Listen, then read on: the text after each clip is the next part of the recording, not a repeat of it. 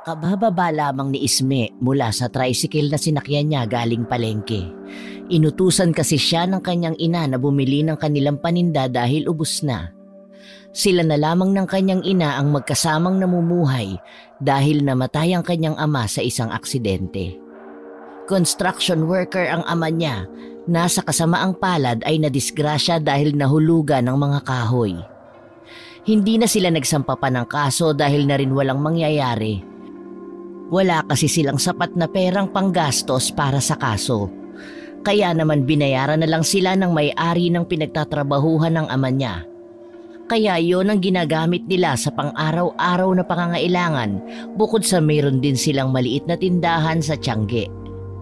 Nasa labas pa lang ng bakuran si Isme nang marinig niya ang boses ng kanyang ina na parang may kaaway. Halos manlaki ang mata niya nang makita na itinulak ng lalaki ang kanyang ina. Ma! Hoy lalaki, anong ginawa mo sa mama ko ha? Bakit mo siya tinulak? Ma, ayos ka lang ba? Wala bang masakit sa'yo? Isme, mali ang nakita mo. Hindi naman ako tinulak ni Isko eh. Natalisod lang ako kaya nadapa ako. Ma, anong natalisod? Hindi ako bulag para hindi makita ang ginawa ng lalaking yan. At lalong mas hindi malabo ang mga mata ko. Huwag niyo na ipagtanggol ang lalaking yan, ma. At bakit ba yan naririto? Anong ginagawa niyan dito? Tumahimik ka na, Isme. Hindi talaga ako tinulak ni Isko. Isko, umalis ka na muna ha. Mag-uusap lang kami ng anak ko. Saka na tayo mag-usap. Napadaan lang si Isko rito. Hindi na ako babalik dito. Hindi na tayo mag-uusap, Linda. Isko naman, huwag kang ganyan. Ibibigay ko naman sa'yo ang hinihingi mo. Wala pa kasi akong hawak na pera dito eh. Mag-usap tayo ng maayos. Anong pera sinasabi mo, ma? Nagbibigay ka sa lalaking yan ng pera? Teka, sandali, totoo ba ang mga chismis ng kapitbahay natin na meron kayong relasyon ni Isko? Pwede ba, Isme, huwag ka munang magulo dyan? Pumasok ka na sa loob ng bahay. Aalis na ako. Wala naman pala akong mapapala sa iyo ngayon, Linda. At isa pa, hindi pa pala alam ng anak mo na may relasyon tayo. Hoy Isko! Ang kapal na mukha mo na pagsabihan ng mama ko na wala kang mapapala sa kanya. Bakit? Dahil ba sa wala kang pera na makukuha sa kanya ngayon? Ang laki ng katawan mo, bakit hindi ka magbanat ng buto? Kalalaki mong tao, batugang ka. Mahiya ka naman, Isko. Yung perang hinuhot-hot mo sa mama ko, pera yun ng papa ko. Nakakadiri kayong dalawa. At ikaw ma, pumatol ka talaga sa bata. Mama naman, hindi ka ba nag-iisip ng tama? Isme, pwede ba huwag kang makialam sa amin? At huwag mong pagsasabihan si Isko ng ganyan. Papalitan naman niya ang pera na pinapahiram ko sa kanya. Kaya huwag ka nang makialam. Pinapalala mo lang ang away namin. Saka oo, may relasyon kaming dalawa. Hindi mo ako masisisi, Isme, kung nakipagrelasyon ako sa kanya. Ma, naririnig mo ba ang sinasabi mo, ha? Anak mo ko. May karapatan ako makialam sa inyo lalo na kung pineperahan ka lang ng Isko na yan. Sa dinami-dami ng lalaki, bakit yan pa napili mo? Naubod ng tamad. Walang ginagawa sa buhay at bisyo lang ang alam. Uy Isme, dahan-dahan ka sa pananalita mo ha. Ano naman sa'yo kung tamad ako? Sisihin mong ina mo dahil ang sabi niya sa akin, wag na ako magtrabaho. Siya na ang bahala sa lahat ng gusto ko. Kaya wag akong sisihin mo. Kaalam mo kung sino ka? Ano ba pinagmamalaki mo? Kung hindi ka lang babae, sinuntok ko na yung bunganga mo. Gago ka pala eh. Pinagmamalaki mo pa ngayon na tamad ka? Ay wow! Sinabi lang ni mama na huwag ka magtrabaho, sinunod mo naman. Kapal na mukha mo, makapal pa sa libro. Magbanat ka naman ang buta mo, oy. Kung kaya mong bilugin ang ulo ng mama ko, pues ako hindi. Alam nating pareho na hindi ka talaga seryoso sa mama ko. Pera lang ang habol mo sa kanya. Akala mo ba porkit lalaki ka matatakot na ako sa'yo? Sige, saktan mo ako para malaman ko kung anong kaya kong gawin. Baka isang piti ko lang ng daliri ko mangisay ka. Tama na sabi, Isme. Naririnig mo ba ako? Ang sabi ko, tumigil ka na. Paano niyo nagawa sa akin ang maglihim, ma? Wala na ba kayong kahihiyan dyan sa katawan niyo? Naman, matanda na kayo para kay Isko. Mahiya ka naman kahit konti. Nakakahiya ka. Hindi nakapalag si Isme nang bigla na lang siyang sampalin ng ina.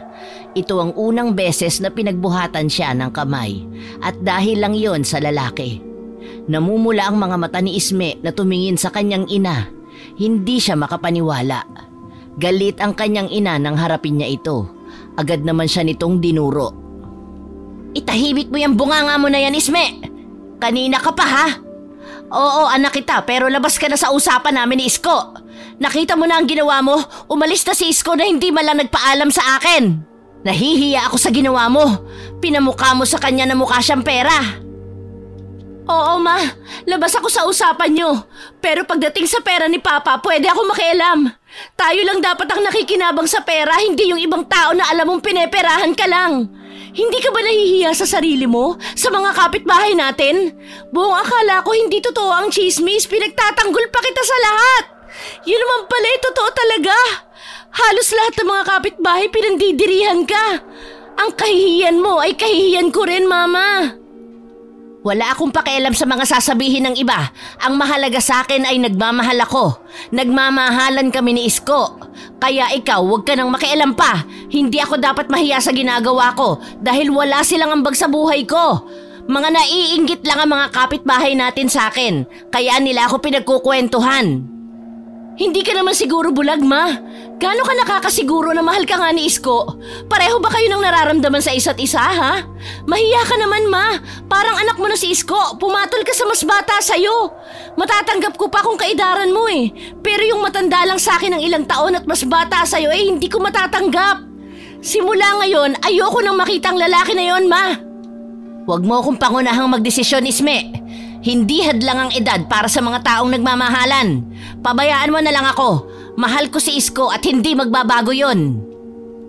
Eh ako, Ma, ano ba ako sa'yo? Hindi mo ba ako mahal? Alam mo, Ma, napapagod na ako sa lahat. Pilit ko lang kinakaya. Hiyang-hiya ako sa lahat sa tuwing lalabas ako ng bahay. Ikaw ang pinag-uusapan. Pakiramdam ko nga para ako isang hangin sa paningin mo eh. Kailangan ko din kayo, Ma. Kailangan ko din ang atensyon mo. Mahiya naman kayo, nandidiri ako sa inyo. Mandiri ka na sa akin, Isme, pero wala akong pakialam. Hindi na magbabago ang isip ko. Wala kang alam kung papaano ako napapasaya ni Isko simula nang mamatay ang papa mo. Pakiramdam ko mamamatay ako sa lungkot, Isme. Pero nagkaroon ng kulay ang buhay ko nang makilala ko si Isko. Masaya ako kay Isko, kaya hayaan mo na lang ako. Ibig sabihin, hindi ka masaya na kasama ako? Nandito naman ako, Ma. Kulang pa ba ako sa'yo para maging masaya ka? Nakaramdam din ako ng lungkot simula nang mawala si Papa. Pero kinaya ko dahil alam kong nariyan ka pa. Meron pa akong ikaw na makakasama. Ikaw ang naging lakas ko nang mawala si Papa, Ma. Sana nga hindi na lang nawala si Papa para hindi ka nagkakaganyan. Ano na lang ba ako para sa'yo, Ma? Sana ay maintindihan mo ako, Isme. Maiintindihan mo rin ako pagdating ng panahon kapag makapag-asawa ka na. Umiiyak na pumasok si Isme sa loob ng bahay. Hindi siya makapaniwala na ganon ang sinabi ng ina. Talagang nabulag na ng maling pag-ibig ang kanyang ina. Wala namang kaso sa kanya kung mag-aasawa ulit ito, basta baka edaran, hindi yung bata pa at ubod ng tamad. Gustong-gustong barangin ni Isme si Isko para turuan ng leksyon, pero sumagi sa isip niya na kasalanan sa Diyos ang gagawin niya. Walang magagawang tama ang paggawa ng masama. Magdudulot lang yun sa kanila ng problema. Nakaramdam ng gutom si Isme kaya lumabas siya ng kwarto at pumunta sa kusina. Naroon ang ina niya, wala silang naging imik ang dalawa, hanggang sa nagsalita ito. Umaasa ako na maiintindihan mo ko, Isme. Naiintindihan kita, Ma, pero yung sinasabi ko sa'yo ay hindi mo naiintindihan. Tama bang hindi mo pagtrabahuhin si Isko? Hindi naman kayo ganyan dati nung hindi mo pa nakikilala ang lalaki na yun, ha? Hindi kayo nababagay. Oo, alam kong pangit tingnan na makipagrelasyon ako sa kanya, pero mahal ko siya, Isme. Mabait si Isko, sana ibigyan mo siya ng pagkakataon na maipakita sa'yo na hindi niya ako niloloko. At sana'y matanggap mo siya. Pasensya na, Ma, pero hindi ko siya matatanggap. Hindi ko alam kung saan napunta ang utak niyo at nagkaganyan ka dahil lang sa lalaki. Nawala na tuloy ako ng gana kumain. Kung kailan ka tumanda saka ka nagkaganyan. Hindi na tinapos ni Isme ang kinakain dahil naiinis na naman siya sa kanyang ina. Pumasok siya ulit sa kwarto. Maya-maya ay naisipan niyang maglakad-lakad muna. Wala na roon ang kanyang ina nang lumabas siya sa kwarto. Naisip niyang baka may pinuntahan ito. Sinara ni Isme ang tindahan nila at dinala ang susi. Hindi niya alam kung saan pupunta. Bawat madaanan niyang mga tao ay hindi nakatakas sa pandinig niya ang bulungan tungkol sa kanyang ina at kay Isko. Isinawalang bahala niya na lang yun at nagpatuloy sa paglalakad hanggang sa dinala siya ng mga paa niya sa simbahan. Kaya naman pumasok siya roon at nagdasal sa Diyos. Diyos ko, alam kong naririnig mo ko. Hindi ko na alam ang gagawin ko sa mama ko. Tulungan mo po ako, Panginoon, na maging malinaw sa isipan niya ang mga sinasabi ko. Naway maisip niya ang mga kamalian niya. Gusto ko na pong bumalik sa dati ang mama ko. Palagi mo po akong gabayan at ang mama ko sa tamang landas. Ang lahat ng ito ay dinadalangin ko sa iyo, Panginoon. Amen. Isme, ikaw ba yan? Sabi ko na nga ba ikaw yan eh. Kumusta? Ang tagal mong hindi nakapunta sa pinagtatrabahuhan ko ah. Oy Marta, ikaw pala. Nandito ka din sa simbahan. Naku, pasensya na, masyado kasi akong abala sa bahay eh. Oo, napadaan lang ako eh. Namiss ko na kasi ang pumasok sa simbahan at magdasal sa Diyos. Minsan na nga lang ako makapunta rito dahil busy din ako. Alam mo, mura na ang bilihin sa pinagtatrabahuhan ko. Bumisita ka doon kapag may time ka ha. Eto, gusto ko sana mag-relax kahit saan dahil naiinis pa ako sa bahay. Ganun ba? Aba maganda yun ah. Para naman marami akong mabili. Hayaan mo kapag naubos na ang supply namin bibili ko sa inyo. Sige, aasahan ko yan ha. Wala ka bang ibang gagawin? Gusto mo ba nang makakausap? Handa akong makinig sa mga sasabihin mo. Halata sa mukha mong may problema ka eh. Salamat Marta. Siguro nga kailangan ko nang makakausap.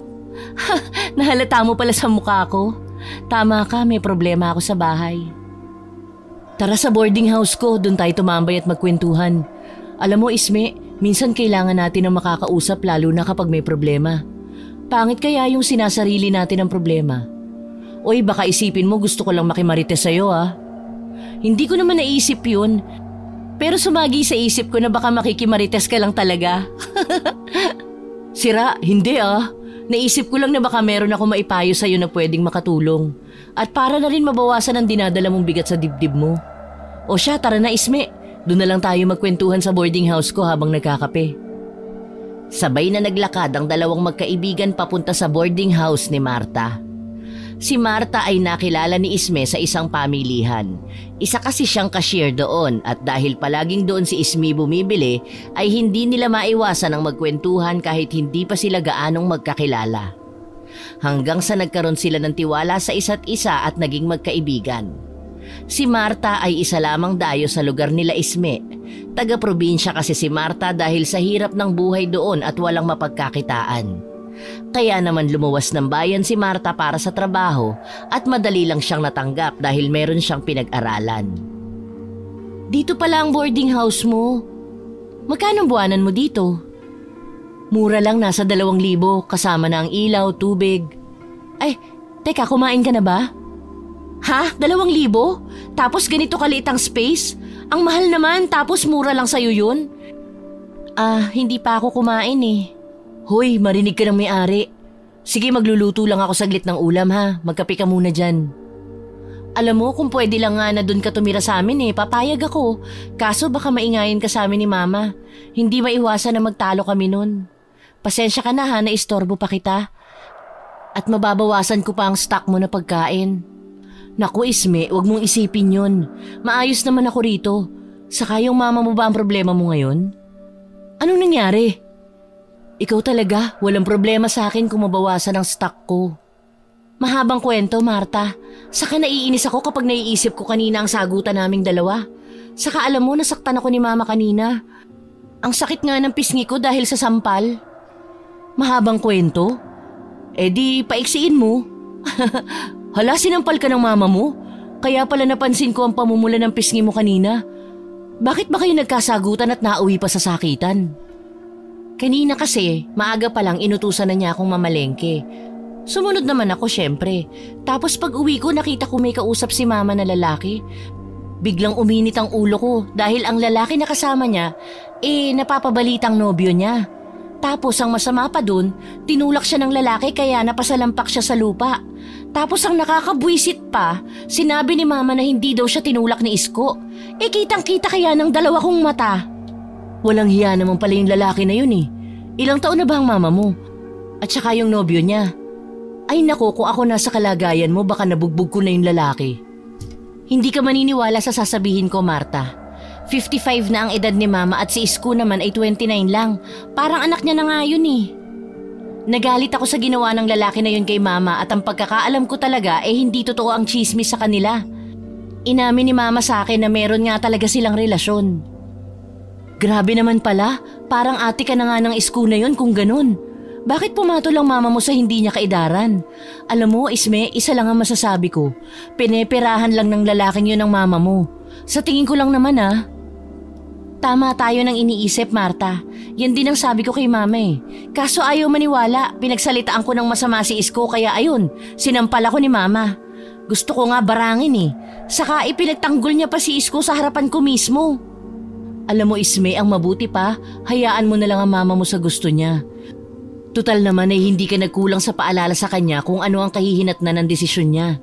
Hayaan mo siyang matuto sa sarili niyang pagkakamali. Hanggat hindi nasasaktan ng tao, hindi yun matututo. Saka nabanggit mo ang barang. Marunong ka nun? Tama ka, Marta. Pagod na din ako magsalita pa eh. Nasasayang lang ang laway ko. Saka matanda na si Mama para pagsabihan ko pa. May lahi kasi kami ng mambabarang pero huwag ka matakot sa akin. Hindi kami katulad ng iba na ginagamit ang kakayahan para manakit ng tao o di kaya mamerwisyo. Eto luto na ang ulam, kumain na tayo. Pasensya ka na Isme yan lang ang ulam ko, piniritong isda. Gusto ko din matutunan ng barang na yan. Ito naman parang dyan Kahit kape lang ang ulam natin ayos lang sa akin. Salamat Marta kahit papano nabawasan ang problema ko.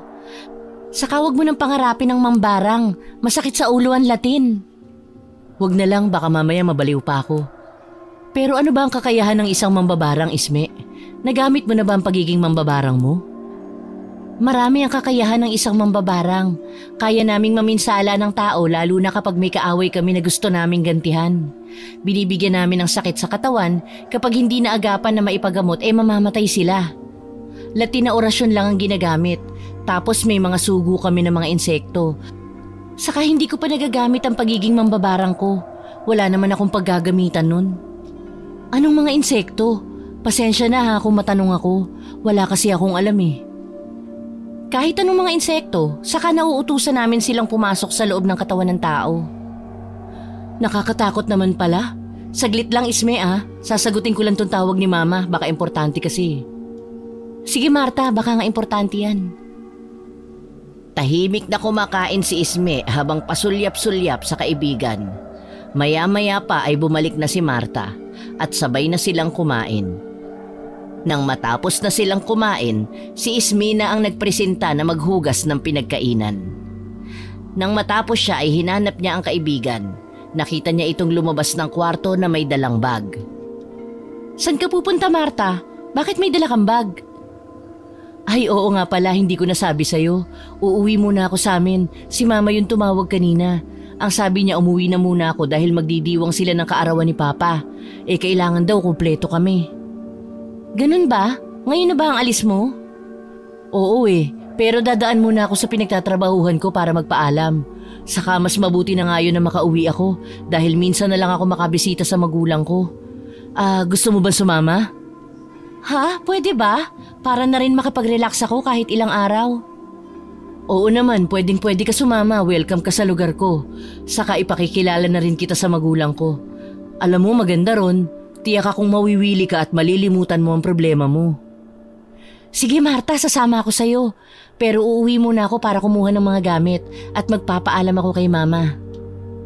Baka hindi ka payagan ng Mama mo. Saka baka tumagal tayo doon ng 1 linggo Magdala ka ng damit, yung marami na agad. Oo, magdadala ako. Saka papayag yun Ayaw niya pa nun, palagi silang magkikita ni Isko sa bahay. Saan nga pala tayo magkikita? Oo nga Doon na lang kita hintayin sa pinagtatrabahuhan ko. Huwag ka lang magtatagal baka maiwan tayo ng bus na sasakyan natin. Sasakay na sana si Ismi ng tricycle nang mapahinto siya saglit. Nakita niya kasi si Isko na may kasamang babae. Nakalingkis ang babae na parang linta sa braso ni Isko. Bigla na lang kumulo ang dugo ni Ismi at pinuntahan si Isko. Ismi, saan ka pupunta? Nakita ko si Isko, Marta. Meron siyang kasama na babae. Sabi ko na nga ba, niloloko niya lang si Mama. Teka, sigurado ka ba? Anong gagawin mo? Eh di ano pa, susugurin ng walang yang Isko na yon? Naku, nanggigigil talaga ako. Pumasok sila kung saan pumasok si Isko at ang babae na kasama ng binata. Doon nila nakita na masayang kumakain ng dalawa at nagsusubuan pa. Hindi na napigilan pa ni Ismi ang galit. Wala siyang pakialam kung marami ang tao sa paligid nila. Masarap ba magsubuan, Isko? Bilib din naman ako sa'yo, no? Ang tindi mo mang babae. Saan ka kumukuha ng kakapalan ng mukha mo? Isme, anong ginagawa mo dito? Kung gagawa ka lang ng gulo dito, umalis ka na ha? Ako dapat ang magtanong niyan sa'yo. Anong ginagawa mo rito at talagang may kasama ka pang babae? Ano yan, bago mong biktima na peperahan mo? Tumigil ka, Isme. Huwag mo akong ipahiya sa mga tao. Makakatikim ka talaga sa akin. Aba, may hiya ka pa pala sa katawan mo. Akala ko wala na dahil sa kakapalan ng pagmumukha mo. Bakit, Isko? Takot ka bang malaman ng lahat kung anong klaseng tao ka? At talagang matatanda na may pera ang type mo. Halos nanay mo na nga yung kasama mo eh. Kapag hindi ka tumigil sa kangangawa mo, Isme, makakatikim ka na sa akin. Umalis ka na't huwag mo nang sirain ang araw ko. Hindi ako natatakot sa yung gago ka. Isa kang manloloko. Pineperahan mo lang ang mama ko. Nagsawa ka na ba sa mama ko kaya naghanap ka na agad ng iba? O baka naman wala ka nang nakukuhang pera sa kanya kaya ito ka ngayon may bagong mapeperahan? Isme, tama na yan. Marami ng tao ang nakikiusyoso sa inyo. Sa ibang araw na lang kayo magtalo. Hindi, Marta, hayaan mo lang ako. Hindi pa ako tapos sa gagong to. Huwag akong sisihin mo sa lahat. Yan nanay mo sisihin mo. Kasalanan ko ba na uumaling sa akin yan nanay mo? Ang kapal ng mukha mo. Alam mo, nakakaawa ka. Sa laki ng katawan mo, umaasa ka lang sa pera ng babaeng niloloko mo. Yan lang ba ang alam mong gawin, ang manloko ng mga babae? Sana'y karmahin ka balang araw. Biglang inaway ng kasamang babae si Isko. Kaya naman hinila na ni Marta si Isme palabas ng restaurant. Galit na galit si Isme at gusto niyang magwala hanggang sa naghiwalay sila ng daan ni Marta. Dumiretso na si Isme sa kanilang bahay. Sumakay siya ng tricycle para mapabilis ang pag-uwi niya. Pagkarating niya ng bahay ay pumasok na siya at dumiretso sa kwarto para magligpit ng gamit. Saan ka galing? Bakit nakasarado ang tindahan?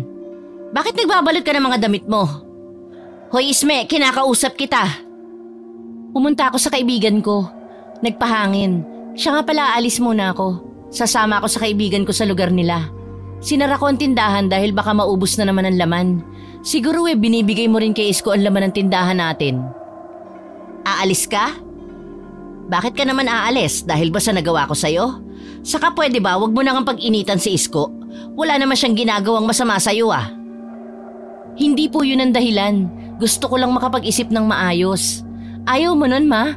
Malayang makakapunta dito si Isko habang wala ako? Ano pong gusto mong gawin ko? Makipagplastikan sa kanya at kunwari tuwan-tuwa ako sa Isko na yon? Kilala niyo ko.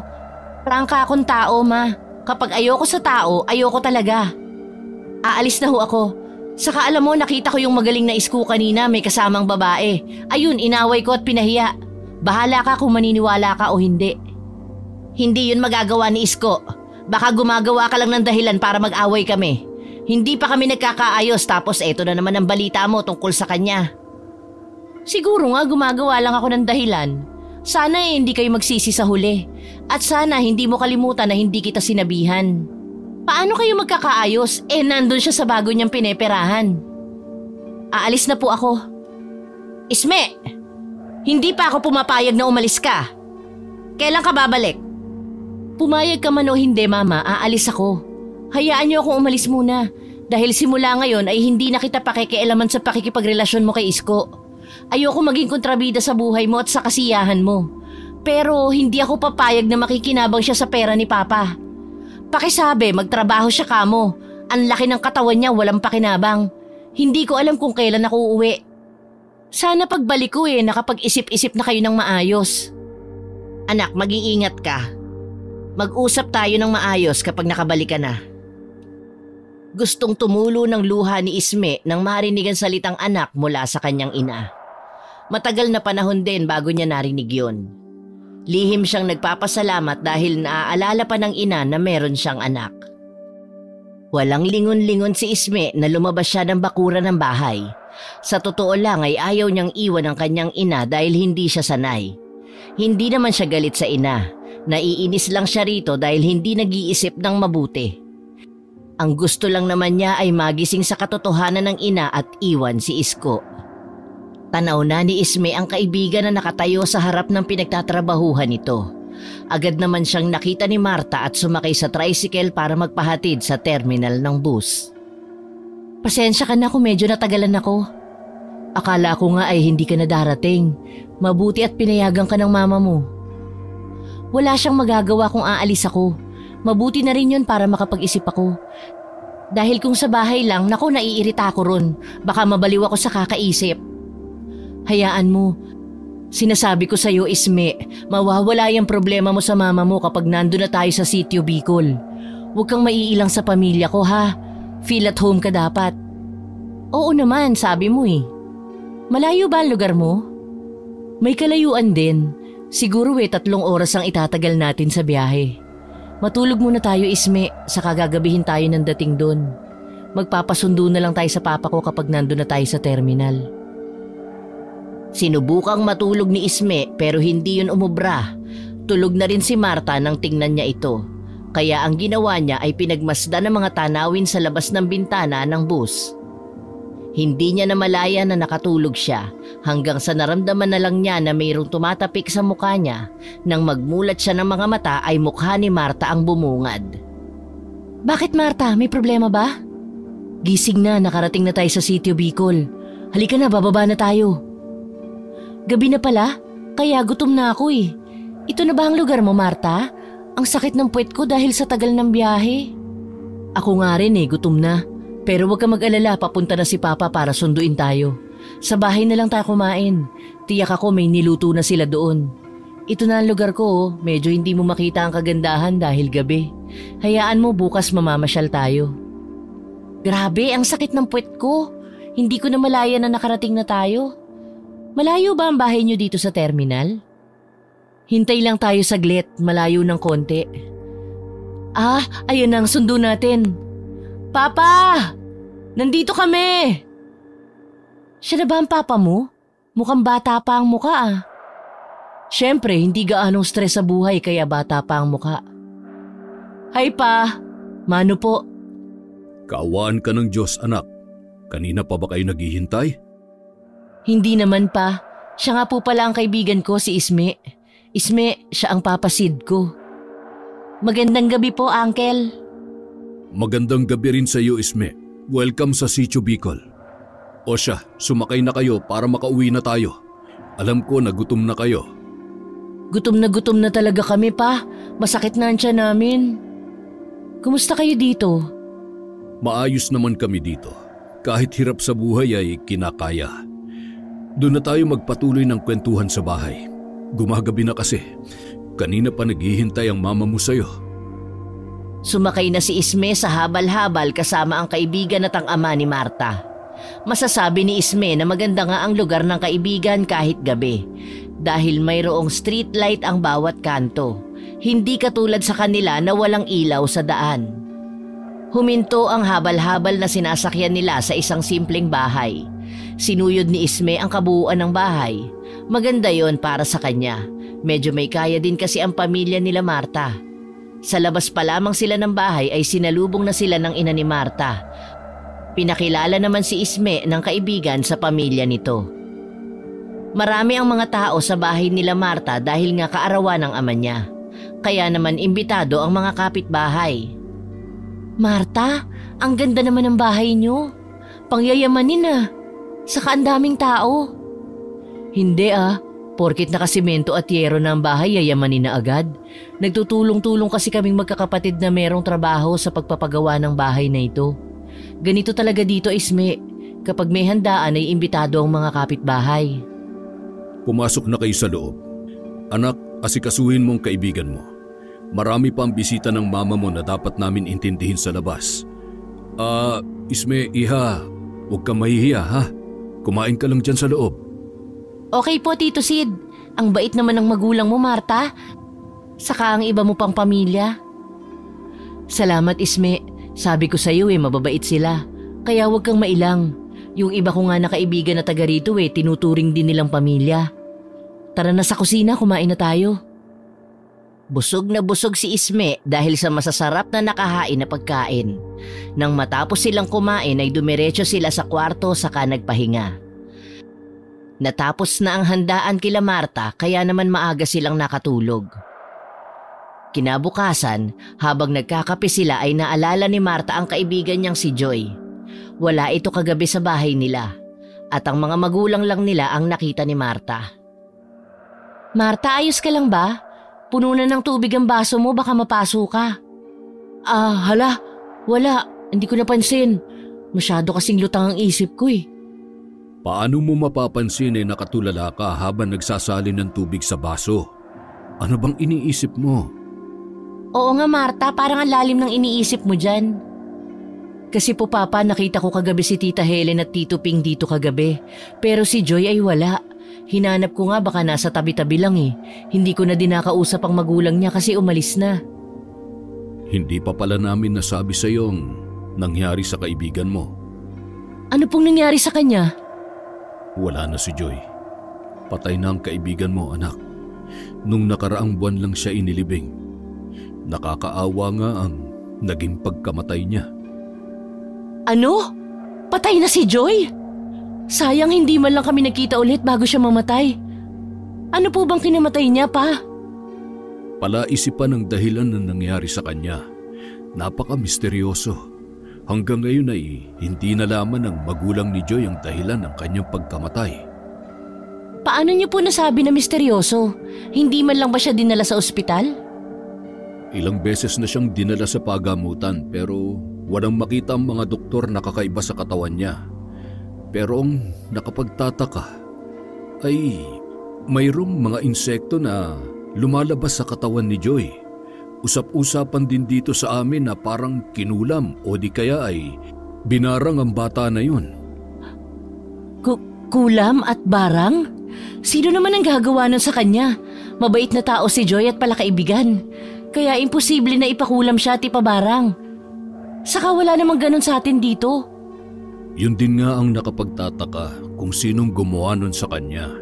Saka isa pa, balita rin dito na bago magkaroon ng malubhang sakit si Joy, ay mayroon nakakita sa kanya na mayroon siyang kasamang lalaki. Yun ang pinaghihinalaan nila na baka ang taong yun ang may gawa noon kay Joy. Hindi yun kulam. Kung meron man na lumalabas sa katawan niya na insekto, barang nga yun. Ibig sabihin, merong bumarang sa kanya para mamatay. Matindi siguro ang galit sa kanya. Kung barang nga yun, ibig sabihin meron ditong mambabarang sa amin, Isme. Nakakatakot naman. Bakit naman babarangin si Joy? Napakabait ng batang yun. Halos kilabutan si Marta dahil sa nangyari sa kanyang kaibigan. Malakas naman ang kutob ni Isme na barang ang ikinamatay ng kaibigan ni Marta. Habang ang ina naman at kapatid ni Marta ay tahimik lang na nakikinig sa usapan nila. Maaaring hindi agad nadala sa manggagamot si Joy kaya hindi napigilan ang barang. Pakiramdam ni Isme ay malakas ang bumabalot na kapangyarihan sa taong gumawa nun. Hindi po kasi natin masasabi na porket mabait hindi na pwedeng barangin.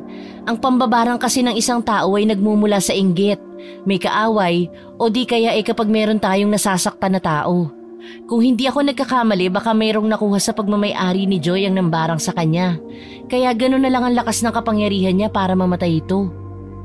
Teka lang, parang ang dami mong alam tungkol sa barang, Isme.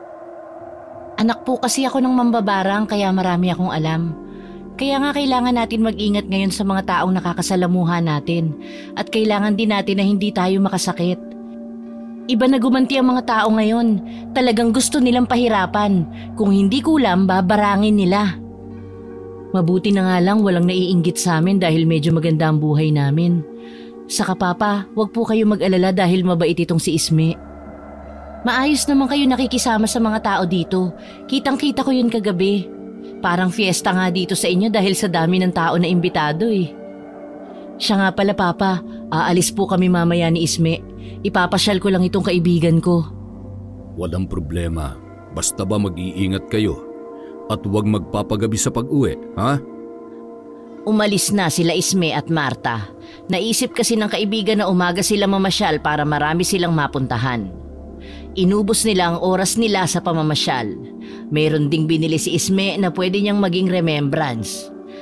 Dahil sa hindi tumitingin si Marta sa kanyang dinaraanan, mayroon siyang nabunggo na lalaki habang namimili ng mga pwedeng bilhin.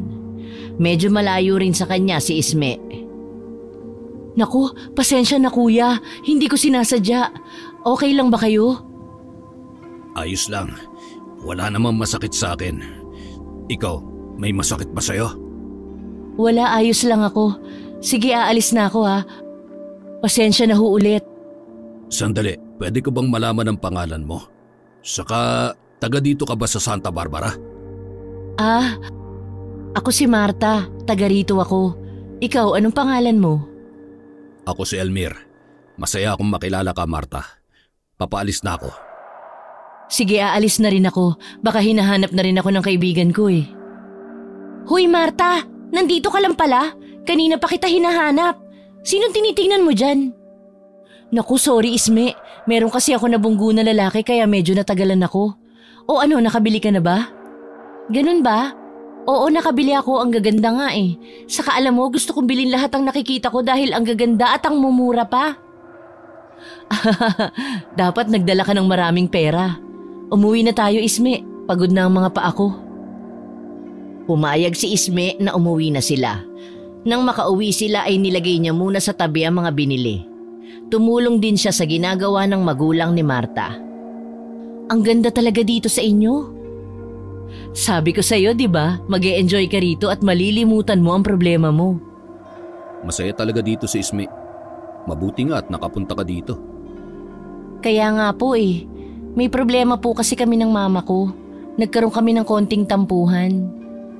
Nako, dapat ang konting tampuhan, hindi pinapalala. Dapat inaayos agad. Hindi ko na itatanong sa'yo kung taga saan ka, Isme. Kapag nakauwi po ako ay aayusin ko po ang problema namin. Mahirap din po kasi ang may tampuhan kami lalo na at dalawa na lang kami. Nakatira po ako sa Manila. Ibig mong sabihin ay wala ka ng ama? Ang layo pala ng lugar mo. Mabuti naman at nagkakilala kayo ng anak ko. Para naman hindi kami nag-aalala sa kanya. Opo, iniwan na kami ng papa ko. Kaya nga nagkaroon ng nobyo si mama tapos bata pa sa kanya. Yun po ang pinag-awayan namin. Marami na ang kaso na ganyan. Marami ang nag-aasawa kapag namatay ang mga asawa. Ang mabuti pa, pagbigyan mo ang mama mo sa gusto niya. Maiba tayo ng usapan. Huwag na natin pag-usapan ang tungkol sa mama ni Isme. Ay siya nga pala papa, kilala mo ba si Elmir? Sinong Elmir? Marami ang may pangalang Elmir. Yun po bang binata na taga rito sa atin? Bandang 12:00 ng tanghali habang nasa labas ng bahay si Isme para tawagan ng kanyang ina. Bigla na lang siyang nakarinig na parang nagkakagulo sa loob ng bahay nila Marta.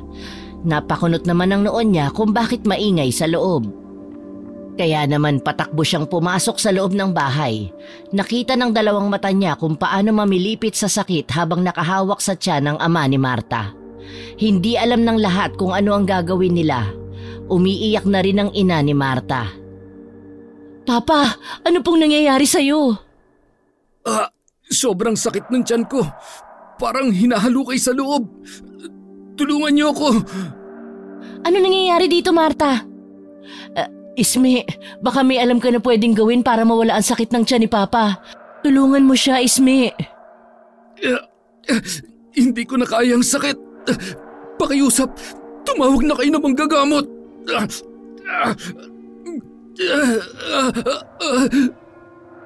Akmang lalapit na sana si Isme kay Sid nang mapahinto siya dahil meron siyang nakita na isang insekto na kulay itim. Isa itong maliit na alupihan. Isa lang ang nasa isip ni Isme ngayon. Binabarang ang ama ni Marta. Kaya naman biglang pinatay ni Isme ang insektong nakita niya at ginawa na ang dapat niyang gawin. Inilapat niya ang kanyang kamay sa ulo ni Sid at nagwika ng Latin na orasyon na siya lang ang nakakaintindi. Paulit-ulit binabanggit ni Isme ang orasyon na alam niyang malakas.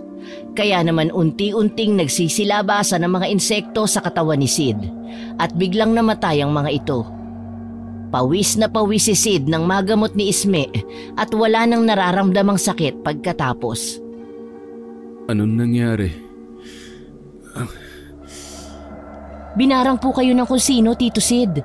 Buti na lang mahina ang gamit niya na Latin sa pambabarang kaya nasumpa ko ang masamang plano sa'yo. Barang? Sino naman ang gagawa nun kay Papa?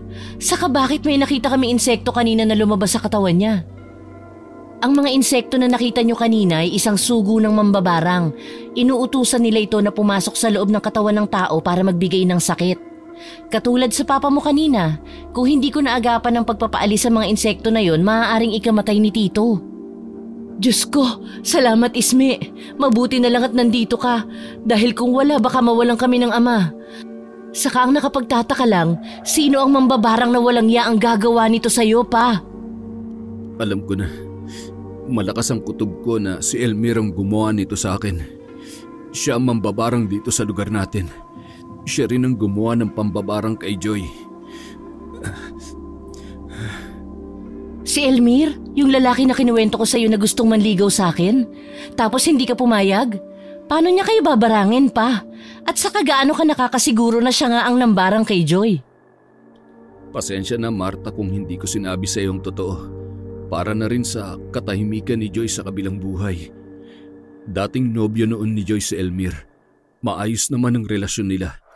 Hanggang sa nagkaalabuan nga sila at nakipaghiwalay ang kaibigan mo. Pero lumipas ang ilang linggo, nagkaroon na ulit ng nobyo si Joy at doon nga nagsimula ang lahat. Nagkaroon siya ng malubhang sakit. Patay na siya nang maabutan ng magulang niya sa kwarto at may mga insekto na lumalabas sa katawan niya. At sobrang baho daw ng amoy noon kaya ipinalibing na lang siya kaagad. Ganun pala ang nangyari sa kanya. Pero wala naman dahilan si Elmir para barangin ka, Papa. Nagkaroon kami ng konting pagtatalo. Napasobrang mga sinabi ko sa kanya. Tapos pagka-uwi ko ay yun na, sumakit ng tiyan ko. Kaya nga sinabihan kita na umiwas sa lalaking yon dahil demonyo siya. Mas mabuti na siguro na bumalik ka na lang sa pinagtatrabahuhan mo. Mas ligtas ka doon. Hindi po matatakasan ng barang kahit saan man tayo pumunta o magtago. Lalo pa na kilala kayo ng Elmir na yon. Kahit sabihin natin na nasa malayo tayo, ay pwede niya tayong barangin gamit ang pangalan natin. Anong dapat nating gawin? Paano natin matatakasan si Elmir? Isme, hindi ba mambabarang ka rin? Baka naman may alam ka na isang bagay na pwedeng makatalo kay Elmir. Ang makakatalo lang sa kanya ay isang albularyo o di kaya kapwa niya rin na mambabarang. Kung ganun, pwede mo siyang labanan. Tulungan mo naman kami, Isme. Baka balikan kami ni Elmir. Huwag kayong mag-alala, habang nandito ako hindi niya kayo magagalaw. Saka para malaman natin na kung saan siya nagtatago, meron akong inutusan na insektong sugo ko. Isa sa mga alaga ko. Paano niyo nagagawa ang ganong bagay, Isme? Nakakamangha ang kakayahan niyo. Biruin mo, nakakausap mo ang insekto at nauutusan din sila. Saka naiintindihan mo ang sinasabi nila. Nakakamangha nga pero nakakakilabot din naman. Isa yun sa kakayahan ng mambabarang. Kaya namin sila nauutusan dahil sa mga orasyon na winiwika namin sa kanila. Hayaan nyo mamaya ay malalaman natin kung saan nakatira ang mambabarang na yun. Sumapit ang gabi. Habang nagpapahinga ang lahat ay bigla na lang napasigaw si Marta dahil meron siyang nakita na isang malaking bubuyog. Sa itsura pa lang nito ay nakakatakot. Naalerto ang mga kapatid niya at magulang kaya naman napatakbo sila kung saan naroroon si Marta. Akma na sanang papatayin ni Marta ang insekto nang pigilan siya ni Isme. Marta, wag! Wag mo sasaktan ang insekto na yan! Bakit naman? Mamaya makagat tayo niyan. Alaga ko siya, hindi yan nananakit. Uy Isme, baka kagatin ka niyan. Wag mo nga hawakan. Malay mo isa yan sa mga alagad ng mambabarang. Maniwala ka sa akin, hindi siya masamang insekto. Ganon na lang ang pagkamangha ng lahat nang hindi kinagat ng insekto si Isme. Pinagmasdan nila Marta ang ginagawa ng insekto. Malapit ito sa tenga ni Isme at para bang may binubulong. Bumuka naman ang bibig ni Isme at nagwika ng orasyon sa mahinang boses. Bigla namang lumipad ang bubuyog na yon. Tama ang hinala ninyo. Si Elmir nga ang mambabarang at nakatira siya sa gitna ng kakahuyan. Ang sabi ng sugo kong bubuyog, nakita niya na naroroon si Elmir. Anong plano natin, Pa? Kailangan malaman ng lahat ng kapitbahay ang tungkol sa lalaking yon. Dapat ay mapaalis siya dito o di kaya naman ay mabigyan ng leksyon. Aalis ako para ibalita sa lahat ang nalalaman ko. Masyado na hong gabi para umalis kayo. Ipagpabukas niyo na lang ang gagawin ninyo. Hindi pwede, kailangan mapuntahan ang bahay ng lalaking yon. Baka mamaya ay tumakas pa siya. Papa, tama si Isme. Baka mapahama ka pa. Hindi natin alam kung anong kaya pang gawin ni Elmir sa atin. Wala nang nagawa pa si Marta nang hindi nagpapigil ang ama niya. Dahil sa pag-aalala ay sinundan nila ito. Malayo na sila sa bahay nang makita nila ang mga kapitbahay na may dalang mga ilaw at ang iba naman ay kawayan na mayroong apoy sa unahan. Nagkaisa ang mga taga-sitio Bicol na sugurin si Elmir sa kanyang tinitirhan. Nang malapit na ang mga tao sa gitna ng kakahuyan ay walang sabi na sinunog nila ang bahay ni Elmir. Ang iba naman ay sumisigaw ng mambabarang ka! Dapat kang mamatay! Tahimik lang sa isang tabi si Isme at Marta habang nakatingin sa bahay na tinutupok na ng apoy. Nagsialisa na ang lahat nang masigurong kasama si Elmir sa nasusunog na bahay. Sa tingin mo, Isme, patay na si Elmir? Hindi ko alam, Marta. Siguro kasama siya sa nasusunog niyang bahay. Pero malakas ang kutob ko na maaaring nakatakas siya. Kung sakali man na totoo ang hinala mo, pwede siyang bumalik at maghiganti. Natatakot ako sa kung ano man ang mangyayari sa amin, Isme. Maaaring maghiganti si Elmir. Huwag kang matakot, Marta. Ang dapat mong gawin ay manampalataya sa Diyos. Siya ang higit na mas may kapangyarihan sa lahat. Huwag kayong mag-alala. Imposible na makatakas pa siya sa sunog kagabi.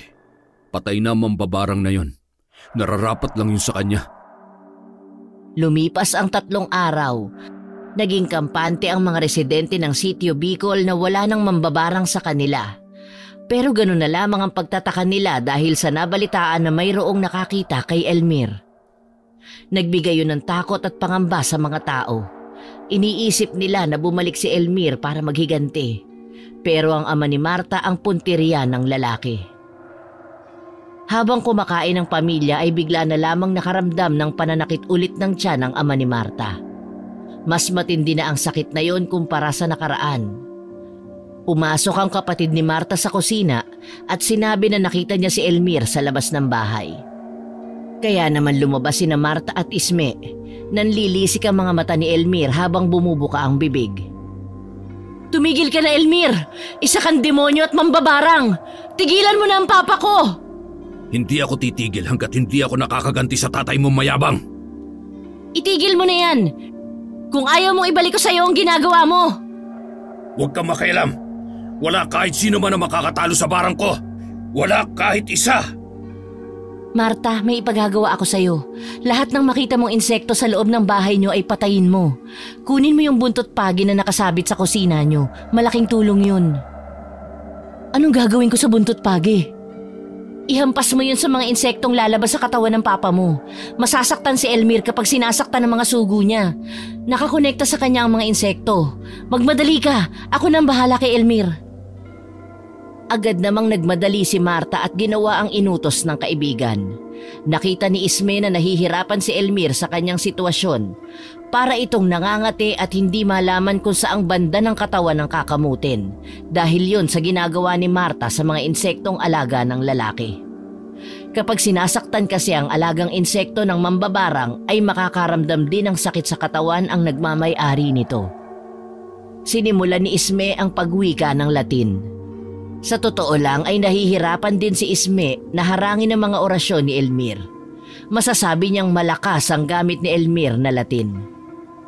Naglaban sila mata sa mata habang umuusal ng orasyon. Nagtagisan silang dalawa gamit lamang ang mga Latin na salita. Napaluhod si Isme dahil natalo siya ni Elmir.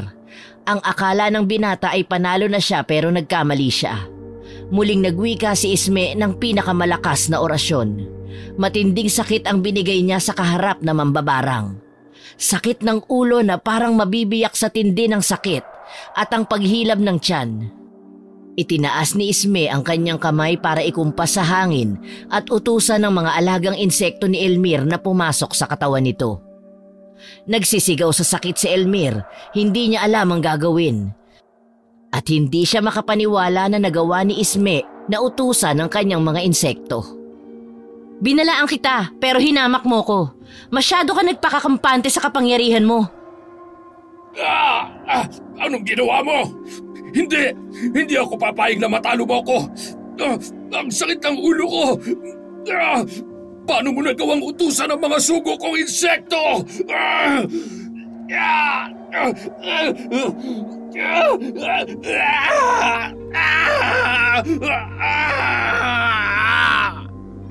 Isa kang mayabang na mambabarang. Inaabuso ang kapangyarihan. Hindi lahat ng kagaya natin ay hindi na natatalo. Masyado ka nagtiwala sa kakayahan mo. Tumigil ka na sa mga masasamang ginagawa mo. Nasa ganoon silang sitwasyon nang lumabas ng bahay si Marta at ang pamilya nito. Kinuha naman ng ama ni Marta ang buntot pagi at sinugod si Elmir. Pinaghahampas niya ito dahil sa galit. Sigaw lang ang nagawa ni Elmir, hindi na siya nakapanlaban pa. Ramdam din niya na nasa loob na ng katawan ng mga insekto. Tama na! Ayoko na pakiusap! Tama na! Hindi ko na kaya! Alisin mo na sa akin ang ginawa mo! Hindi ko kaya ang sakit!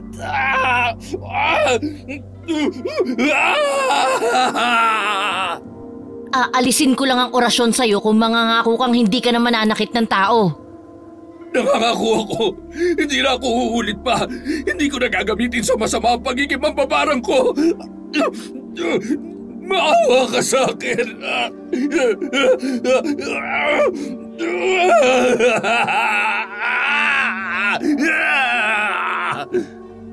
Naawa si Isme kay Elmir. Wala naman siya sanang balak na pasakitan ng lalaki, pero kailangan yon para matuto si Elmir at malaman niyang hindi lang siya ang nag-iisa sa mundo na marunong mambarang. Muling nagwika si Isme ng orasyon para alisin sa katawan ni Elmir ang mga insekto. Lupaypay ang katawan ni Elmir nang mawala ang sakit na iniinda. Natalo ni Isme ang binata dahil kumpleto ang orasyon na ginamit niya, samantalang ang kay Elmir naman ay hindi kumpleto na orasyon na siyang ikinatalo niya. Sana'y natuto ka na sa mga maling nagawa mo. Umaasa akong tutuparin mo ang pinangako mo.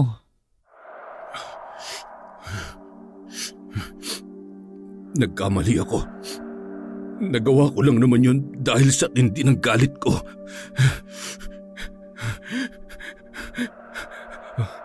Hindi yun tamang rason para gamitin mo sa masama ang kakayahan mo na binigay sa'yo ng Diyos. Binigyan tayo ng kapangyarihan para gamitin sa mabuti at hindi para abusuhin.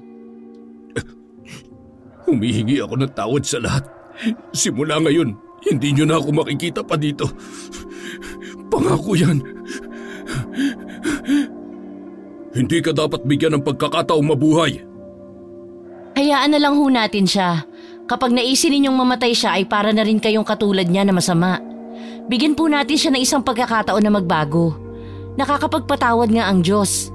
Tayo pa kaya ng mga tao lang? Tama si Isme, Papa. Kapag pinatay natin si Elmir, wala na rin tayong pinagkaiba sa kanya. Hinayaan nila Isme na makaalis si Elmir. Simula nung mangyari yun ay hindi na nagpakita pang muli ang binata sa sitio Bicol. Naging tahimik na at masayang namumuhay ang mga tao doon na walang takot na nararamdaman. Pinasalamatan nila si Isme sa malaking tulong na nagawa. Araw ng Sabado, yun din ang araw na uuwi na sina Isme at Marta. Ayaw pa sana silang paalisin pero hindi na nila napigilan pa ang dalawa. Pasensya na po kung hindi ko na mapagbibigyan ng kagustuhan nyo. Nag-aalala na po kasi ako sa mama ko eh. Ganoon ba, Iha? Huwag mo nang intindihin ang kagustuhan ng kapatid ni Marta at ng asawa ko. Basta ba, sa susunod na bumisita kayo ulit dito, isama mo ang mama mo, ha? Wala pong problema, isasama ko po siya. Salamat po sa maayos niyong pagpapatuloy sa akin dito ha. Naging mabuti po kayo sa akin. Wala yon. Naging mabuti ka naman sa amin. Saka salamat sa tulong mo. Kung wala kay, baka isa na ako ngayong bangkay. Malaki ang utang na loob sa'yo ng mga tao dito. Paano Papa? Aalis na po kami. Ma, huwag ka namang malungkot. Bibisita naman po ako ulit dito eh. Kailangan ko po magtrabaho para sa atin. Huwag mo nang intindihin ang mama mo. Mamaya'y magiging maayos din yan. Ikaw kasi, ang tagal mong bumisita dito sa amin. Sobrang busy po kasi sa trabaho. Hayaan niyo po sisikapin kong makabisita sa inyo. Aalis na po kami. Mag-iingat kayo sa biyahe. Sana'y magkaayos na kayo ng mama mo. Habang nakasakay sila ng bus pauwi ng Maynila ay nanalangin si Isme na sana ay maayos lang ang ina niya at sana sa pag-uwi niya ay maayos na silang dalawa. Narating na nila ang terminal at saka bumaba. Sumakay sila ulit ng tricycle at ilang minuto ang lumipas ay nakarating na silang dalawa sa lugar ni na Isme. O paano Marta, uuwi na ako ha. Magkita na lang tayo ulit. Aasikasuhin ko pa ang problema namin ni Mama. Sige Isme, sana ay maayos nyo na ang problema nyo. Magkita tayo bukas sa simbahan, magsisimba ako. Sige ba, magandang plano yan. O siya, sige na, alis na ako. Ingat ka sa pag-uwi mo. Naghiwalay na sila ng daan na magkaibigan. Nilakad na lang ni Isme ang distansya ng bahay nila. Malapit na siya sa kanilang bahay. Hindi niya maintindihan ang nararamdaman kung masaya ba siya o maiinis na naman sa kanyang ina. Nasa tapat na siya ng bahay nang buksan niya ang gate na gawa sa kawayan. Sinarado niya ang gate at pumasok sa loob. Nakakailang hakbang pa lang siya nang lumabas ang kanyang ina mula sa loob ng bahay, kasama ang isang ginang. Agad naman siyang napansin ito para mapatingin sa kanya ang ina. Kinumusta siya ng ginang nang makalapit sa kanya at umalis na. Dahan-dahan siyang naglakad papalapit kung saan nakatayo ang kanyang ina.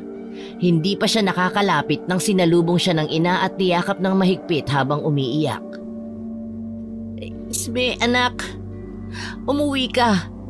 Akala ko hindi ka na uuwi. Saan ka ba galing? Nag-alala ako sa'yo, baka kung napano ka na. Galing po ako ng Sitio Bicol kasama ko si Marta. Kamusta po kayo rito? Maayos naman ako, halika sa loob. Kumain ka na ba? May pagkain sa kusina. Gusto mo ng kape? Ipagtitimpla kita. Hindi na po, ako na lang ang magtitimpla ng para sa akin. Bakit po kayo umiiyak? Hindi ko kasi papigilan ng umiyak. Dahil sa mga pagkukulang ko sa'yo. Alam mo, simula nung umalis ka, doon ko lang naisip ang mga maling nagawa ko. Marami akong pagkukulang sa'yo. Hindi ako naging mabuting ina. Tama ka. Dahil kay Isko ay nakalimutan kita. Sana'y mapatawad mo ko, anak. Patawarin mo si Mama. Kalimutan na lang po natin yun. Masaya po ako na nagbago ka, Mama. Na-miss po kita. Matagal na po kitang pinatawad. Salamat, anak ko. Gagawin ko lahat para makabawi sa'yo. Mahal kita, anak. Ikaw ang kayamanan ko na hindi matutumbasan ng kahit na sino. Mahal din po kita, Mama. Patawarin mo po ako sa mga nasabi ko sa'yo. Kumusta pala kayo ni Isko? Alam mo, sana nakinig na lang ako sa'yo. Tama ka, Isme. Manloloko si Isko. Nahuli ko siyang may kasamang ibang babae at pera lang talaga ang habol sa akin. Ang tanga ko talaga at hindi ako nakinig sa'yo. Simula nun, hindi na siya pumupunta rito. Huwag niyo na po sisihin ang sarili niyo. Biktima lang din po kayo ng pagmamahal. Ang importante ay nalaman niyo ang tunay na motibo ni Isko sa inyo. Magsimula po tayo, Mama. Oo, tama ka. Magsisimula ulit tayo. Tayong dalawa lang. Matanda na ako. Dapat ay inilalaan ko sa'yo ang mga oras ko. Magpapakainan na ako sa'yo, anak. Sobrang saya ang naramdaman ni Isme nang magkaayos sila ng ina. Buong akala niya ay hindi na sila magkakaayos pa. Walang mapagsidla ng kasiyahan niya. Tuwing linggo ay nagsisimba silang mag-ina para magpasalamat sa Diyos. At naikwento rin ni Isme sa kanyang ina ang ginawa niya sa Sitio Bicol. Kumalat din ang balita sa ibang lugar na silang mag-ina ay mga mabubuting mambabarang na nagmula pa sa mga ninuno ang kanilang kaalaman sa barang. Kaya naman marami ang pumupunta sa kanila para magpagamot. Masaya ang mag-ina na nakakatulong sa kapwa na nangangailangan ng tulong nila.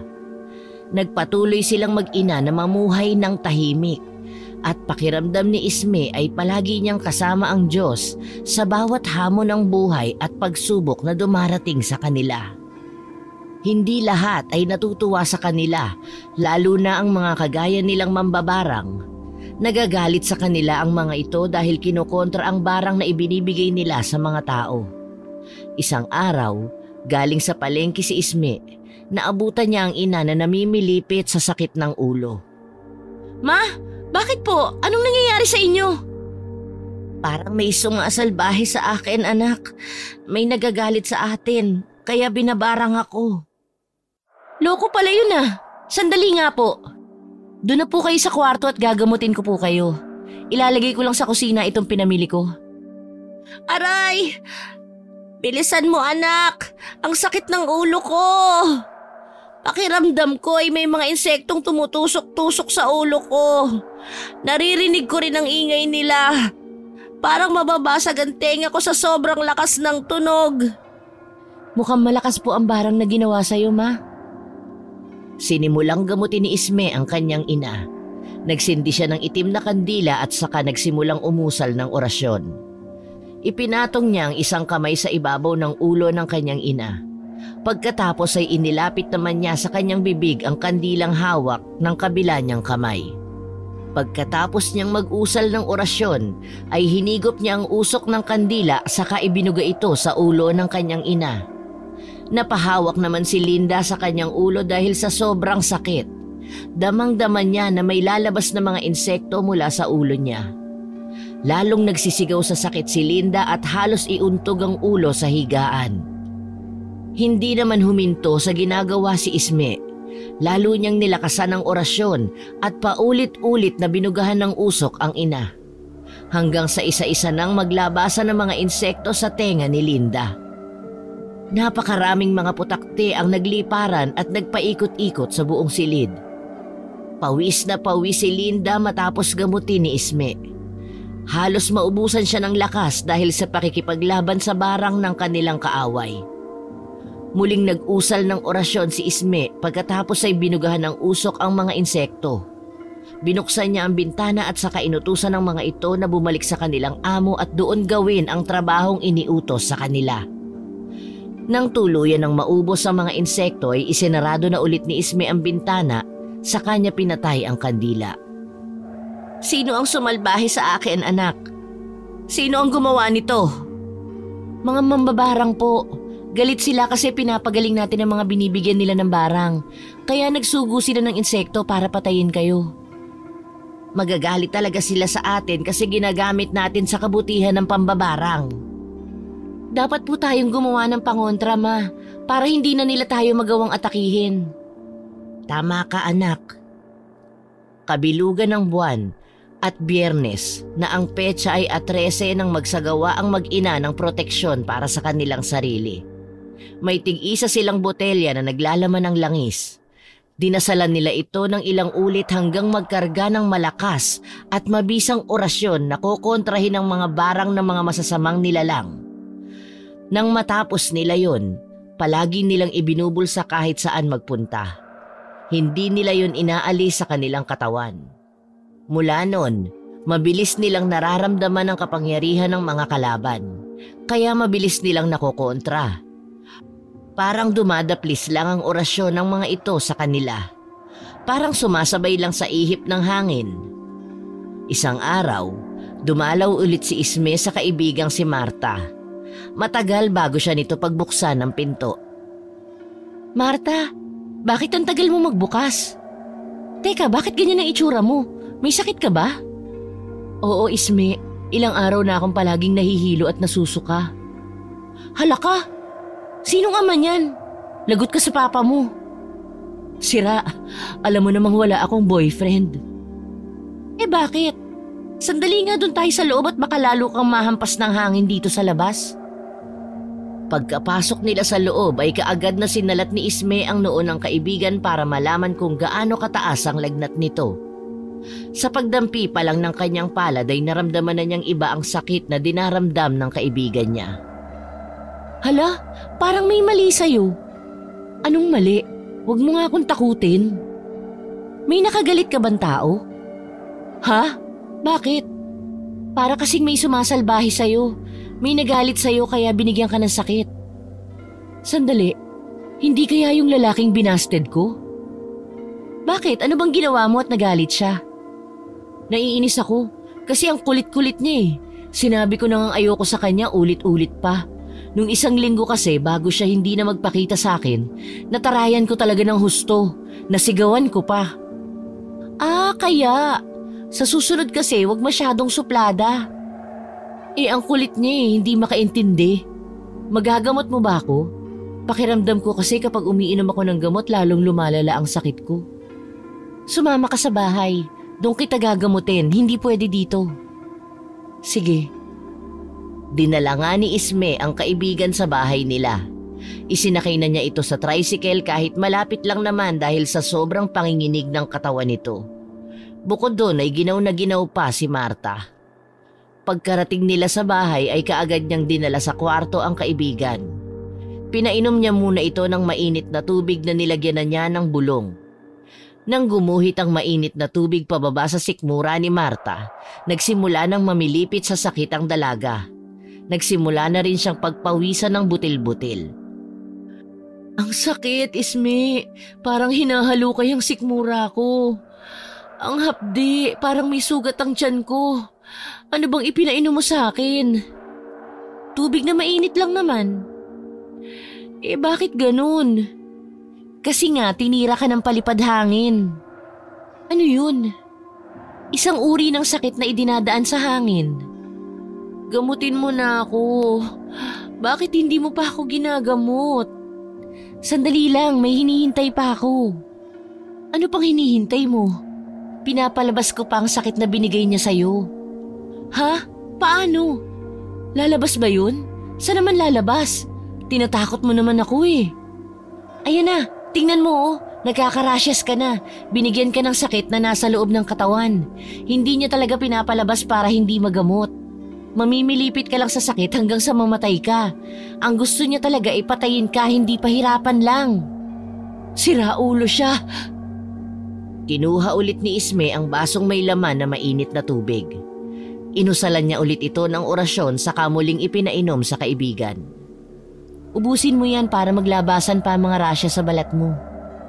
Kada inom ni Marta sa tubig ay panayang daing niya dahil sa hapdi ng kanyang sikmura. Para siyang umiinom ng likidong humihiwa sa kanyang bituka. "Parang hindi ko na kaya, Isme. Parang mamamatay na ako sa sakit na nararamdaman ko. Bakit ganito ang tubig na to?" "Mas mamamatay ka kapag hindi mo inubos yan, kaya mamili ka. Buhay o kamatayan." "Gusto kong mabuhay. Hindi ako pwedeng mamatay, Isme. Kawawa naman ang pamilya ko sa amin kapag nawala ako." "Kaya, inumin mo na lahat yan. Pilitin mo. Kapag naubos mo yan, mawawala ang pananakit ng tiyan mo." Pinilit ubusin ni Marta ang laman ng baso. Kada inom niya ay lalo siyang nahihilo at nagsusuka pa siya ng malapot na laway. Nang maubos na niya ang tubig ay lalong dumami ang rashes na lumalabas sa kanyang katawan. Nawala na ang pananakit ng tiyan niya pero nangangati naman siya. Kapag kinakamot niya ang mga rashes ay pinagagalitan siya ni Isme. "Gusto mong masugat ka? Huwag mong kamutin." "Makati kasi eh. Anong gagawin ko?" "Hayaan mo lang." Nagsindi na ng kandilang itim si Isme at saka ipinatong ang kanyang kamay sa ulo ni Marta. Nag-usal siya ng orasyon. Hinigop niya ang usok ng kandila at saka ibinuga sa kaibigan. Paulit-ulit niyang ginawa ang prosesong yon ng 9 na beses. Pagkatapos ay inabutan niya ng langis si Marta. Ipahid mo sa balat mo para mawala ang pangangati. Natanggal ko na ang sakit na binigay sa'yo ng taong gumawa niyan. Mga ilang araw bago mawala ang rashes mo, maligo ka ng malamig na tubig. Paanong malamig? Lagyan mo ng yelo ang pampaligo mong tubig, tapos bibigyan kita ng kwintas para proteksyon mo sa mga manliligaw, sa mga mangkukulam at mambabarang, lalo na sa mga lalaking may gusto sa'yo tapos babasti din mo lang. Baka naman hindi na ako makapag-asawa niyan, Isme. Sobrang proteksyon naman yata yung binigay mo. Kapag may mabuting puso at kalooban, wala namang problema yan. Sa mga may masasamang pakay lang yan. Pero huwag ka naman kasing masyadong suplada. Magpaligaw ka na kasi para yung mga lalaking ayaw mo, hindi na makalapit kasi may magbabakod na sa'yo. Mas magandang proteksyon yun. Hay, sana nga may dumating ng para sa akin. Siguro may dumadating, tinataboy mo lang. Gaga. Pero salamat ha, buti talaga nandyan ka. Wala yun. Buti ka mo, pinasya lang kita. Kung hindi, baka hindi na kita maabutan. Oo nga. Sige, magpahinga ka na muna dito sa kwarto. Dito ka na muna matulog ngayong gabi. Kapag okay ka na talaga, saka ka na bumalik dun sa boarding house. O kaya, dito ka na lang kaya tumira. Sayang din ang upa mo ron. Oo nga pandagdag ko na rin yun sa ipapadala kila tatay, no? Ay, akala ko sa amin ka uupa. Di naman ako tatanggi. Ay, parang di kaibigan. Joke lang. Nagtawanan na lang sila. Pagkatapos ay iniwan na ni Isme ang kaibigan para makapagpahinga ito at makabawi ng lakas. Ilang araw ang lumipas at lumipat na nga sa kanila si Marta. Tuwing magbabakasyon ito sa kanilang probinsya ay sumasama na silang mag-ina. Kaya lalong nagkalapit ang kanilang pamilya.